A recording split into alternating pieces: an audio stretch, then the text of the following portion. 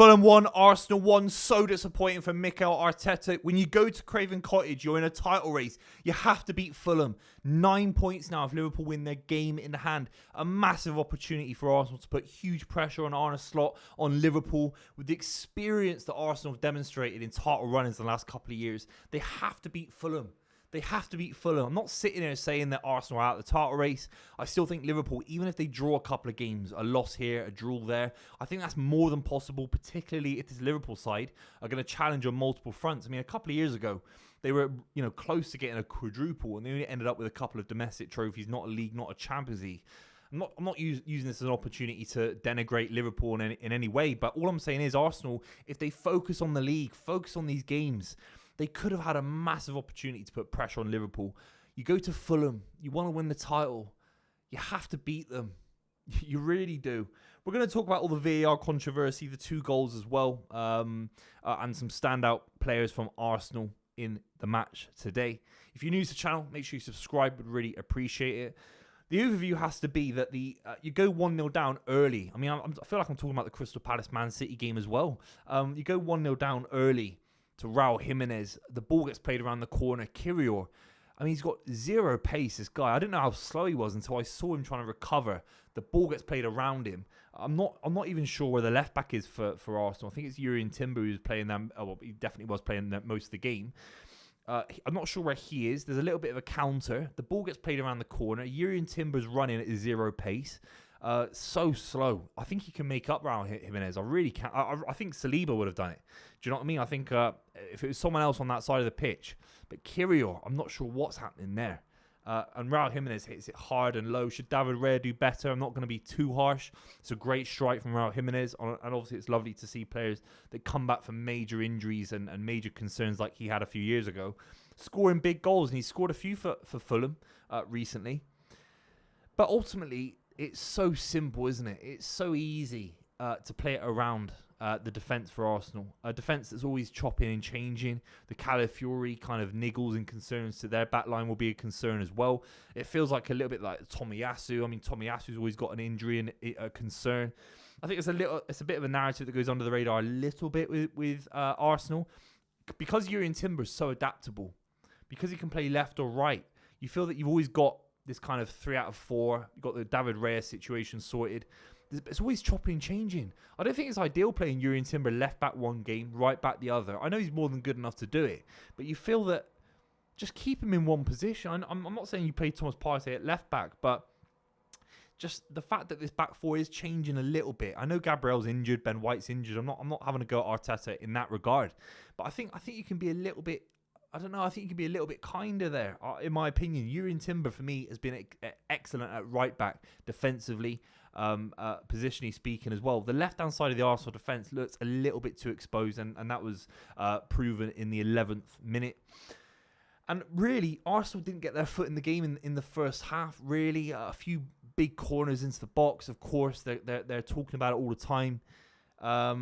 I just think it's one-dimensional to be so reliant on corners. It happened at the back end of the game today when they're chasing the 2-1 lead. Obviously, they scored from a perfectly good goal. I think it's Declan Rice pokes it back in from a long ball into Saliba, who obviously VAR not allowing anyone to celebrate. Have to make sure they've got it right before you can celebrate a perfectly good goal. Saliba taps it in. And it was a great finish, and Saliba obviously is doing wonders at the moment from those set pieces on a very, very good run. And even defensively today, I thought he was absolutely exceptional. He is the best centre-back in the league, isn't he, alongside Virgil van Dijk by a country mile. And he kept Arsenal in it because Fulham did have chances. Raul Jimenez had a couple of moments in behind. And Arsenal kept Fulham at bay, really. Emil Smith-Rowe had a very, very quiet game for someone who I think has been a standout player in the league this season. He had a very, very quiet game. Arsenal had that disallowed goal must have been the 90th minute. Martinelli whips a crazy ball into Saka. Saka finishes it off very nicely. It's a nice little finish, hard. It's a very, very quick ball in, and it's ruled off for offside. I mean, you have to let me know in the comments down below because I feel like Martinelli wasn't offside. I swear there was a Fulham player right at the bottom of the screen that was playing him on. Look, who am I to say? But again, the VAR check felt far too long. And it took all the steam out of Arsenal's sails. It really did. And from one perspective for me, Arsenal, how they get their foot in the game. Yes, they scored in the 52nd minute. It took them 40-odd minutes to get back into the game on an even kilter. The big one for me is I look at someone like Declan Rice. I really do. I look at these powerhouse midfielders. Even Rodri a couple of years ago, last season. So they do exist. But you're talking about Gerrard, Vieira. You're talking about obviously Roy Keane, Paul Scholes, Frank Lampard. They're all stereotypes. They're all famous names. We all know about them. But they're famous and well known for a reason. Because they do famous things on the football pitch. They do legendary things from midfield, which is hard. You're breaking through the lines. You're running past people. You're changing the shape of a game single-handedly from midfield. There's something special about it. I look at Declan Rice today. You think, be that man. There were 3 moments today that really, really frustrated me. The first one is when Arsenal are trying to get the 2-1 win. On the edge of the box, you're talking 25 yards out. He's got a clear strike at goal. Put your laces through it. Show some power. And it just kind of P-rolls. I mean, yeah, not every contact can be 100% power. Sometimes you can miss-kick it. It was obviously really hard conditions. But he made good contact with it. And it's just no power in the strike. No conviction. Where is this Declan Rice where he can hit a ball? I felt like he scored a couple of them last season. He can smash through a ball. Where is this Declan Rice with that extra level of physicality? He did display it against the Fulham midfield. There are a couple of moments where he runs through. And then you talk about his set pieces and delivery. You just think, 1 minute he looks like David Beckham, and the next minute he looks like Tony Hibbert trying to whip it in. I mean, honestly, there was a moment when they're trying to chase the game 2-1. And he's playing this ball in. It's a free kick. It's a very, very well-earned free kick. I think Martinelli gets the free kick on the left-hand side of the box. And it doesn't even hit anyone's head. It goes straight into the guy with his Gale's coffee sat in Craven Cottage. It just goes straight out. And you're just like, where's your experience? Where's your patience? Where's your understanding of how crucial this moment is in the game? To just get something in the box, anything in the box, apply pressure, show more physical resilience in midfield, dominate the midfield, shoot from range, put massive pressure on. And it just felt like he hasn't even got the ability to do that. He hasn't got the legs at points. Honestly, I don't want to be too critical about the guy. But just a couple of moments where you just think, you're wasting free kicks. You're wasting chances. I think he should have had at least a goal today. Because there are 2 big chances where he could have struck a massive ball into the net from long range. He doesn't do it. Partey misses a chance as well, about 10 yards out on his head. So very, very wasteful in front of goal.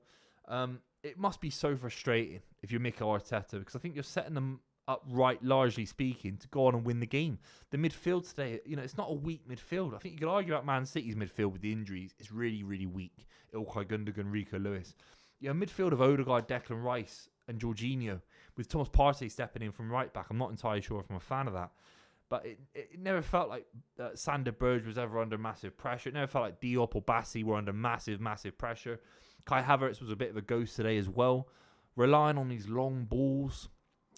I just think they have to tone that down a little bit and just expect a little bit more creativity in the midfield. If Odegaard's having a tough game, I felt like he was a little bit leggy in the final 20 minutes.